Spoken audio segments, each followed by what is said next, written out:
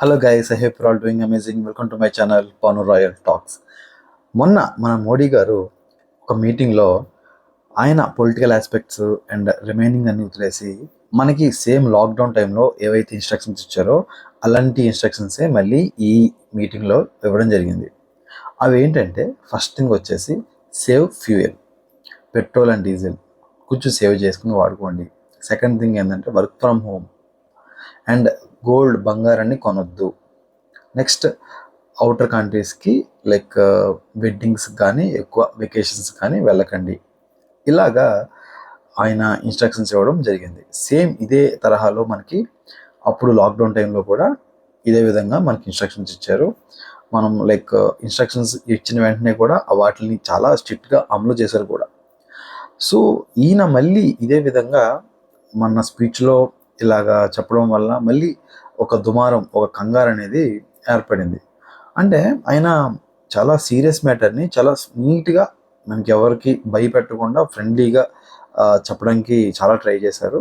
So వాటిని అవి ఎందుకు చెప్పారు, లైక్ అసలు దానికి కారణాలు ఏంటి, అవన్నీ కూడా ఈరోజు మనం ఈ వీడియోలో డిస్కస్ చేసుకోబోతున్నాం.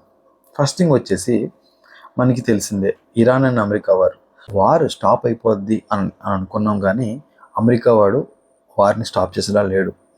అండ్ వీడు ఏం చేస్తున్నాడంటే ఇరాన్ని ఓడించలేకపోతున్నాడు, వీడి ఓటమిని వీడు అంగీకరించలేకపోతున్నాడు. సో ఈ రెండు వార్లో ఉండడం వల్ల ఏమైందంటే మనకి సౌత్ కారిడార్, అంటే వేరే దేశాల నుంచి మన దేశాలకు వచ్చే ఇంపోర్ట్స్ అన్నీ కూడా వీళ్ళు కంప్లీట్గా బ్లాక్ చేసేసారు.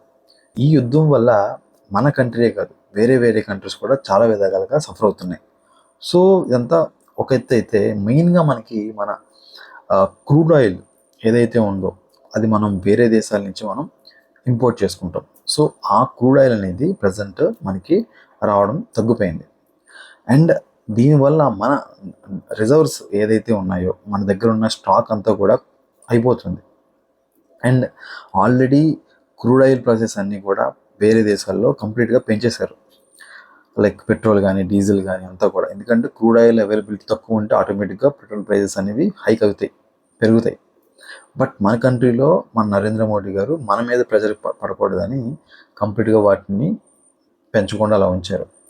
అండ్ ఇలా పెంచకుండా ఉంచడం వల్ల ఆయనకి అప్రాక్సిమేట్గా 1600 కోట్లు రోజుకి లైక్ నష్టం మన లైక్ నరేంద్ర మోడీ గారికి. అండ్ ఇప్పుడు ఏవైతే మన భారత్ ఇండియన్ ఈ పెట్రోల్ బంక్ ఇవన్నీ ఉన్నాయో, ఈ పెట్రోల్ కంపెనీస్ అన్నీ ఉన్నాయో, ఇవన్నీ కూడా ఆల్రెడీ నష్టాల్లోనే నడుస్తున్నాయి. రేపొద్దున్న వీటిలన్నిటిని కాంపన్సేట్ చేసేది కూడా మన నరేంద్ర మోడీ గారే. అండ్ ఇది ఎంతవరకు ఉంటుందో, ఎంతకాలం ఆయన పెట్రోల్ ప్రైజెస్ ఎలా ఉంచుతారో అనేది అది సస్పెన్స్. సో నెక్స్ట్ థింగ్ ఏంటంటే మనకి గోల్డ్ కూడా మనం బయట నుంచి ఇంపోర్ట్ చేసుకుంటాం. అంటే మనం బయట నుంచి కొనుక్కునే గోల్డ్ మన ఇండియాలో అమ్ముకుంటాం. అండ్ గోల్డ్ అని కొనొద్దు అంటే మన వాళ్ళు అస్సలు ఒప్పుకోరు. ఎందుకంటే ఏ ఫెస్టివల్ వచ్చినా, ఏ మ్యారేజ్ వచ్చినా, ఏ ఫంక్షన్ వచ్చినా ఖచ్చితంగా గోల్డ్ ఈజ్ ఎన్ ఎమోషన్ మనకి. ఆ ఎమోషన్ని సడన్గా లైక్ కొనొద్దు, ఆపేయండి అంటే మాత్రం ఎవరు ఊరుకోరు. సో అందుకనే ఆయన చాలా ఫ్రెండ్లీ వేలుగా నీట్గా మనకు అర్థమయ్యేటట్టుగా చెప్పారు, తగ్గించమని చెప్పారు. ప్రజెంట్ మనం గోల్డ్ అనేది బయట కంట్రీస్ నుంచి తెచ్చుకుంటున్నాం కాబట్టి మనం వాళ్ళకి డాలర్స్ ఇచ్చి వాటిని కొనుక్కుంటాం.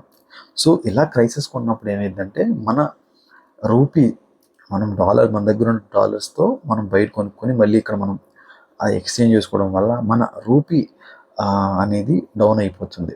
సో డాలర్ అనేది మళ్ళీ యాజ్ యూజువల్గా హైక్ అవుద్ది, మన రూపీ అనేది డౌన్ అయిపోతుంది. సో ఈ లైక్ క్రైసిస్ టైంలో కొంచెం తగ్గిస్తే చాలా better. And work from home అన్నారు. వర్క్ ఫ్రమ్ హోమ్ అంటే ఎస్, మనం వర్క్ ఫ్రమ్ హోమ్ కానీ మనం మళ్ళీ ఇంప్లిమెంట్ చేస్తే మనకి లైక్ సిటీస్లో, లైక్ టౌన్స్లో ఆ యొక్క సిటీని రన్ చేయడానికి వాటికి కానీ అయ్యే ఖర్చు చాలా తగ్గిపోద్ది, మెయిన్గా పెట్రోల్ కాస్టే. సో దానివల్ల ఏమైందంటే మనకు కొంచెం మనం ఉన్న రిజర్వ్స్ని ఎక్కువ కాలం మనం సస్టైన్ చేసుకోవచ్చు. నెక్స్ట్ థింగ్ ఏంటంటే బయట ఫారిన్ ట్రిప్స్ అవి వెళ్ళొద్దు అంటున్నారు.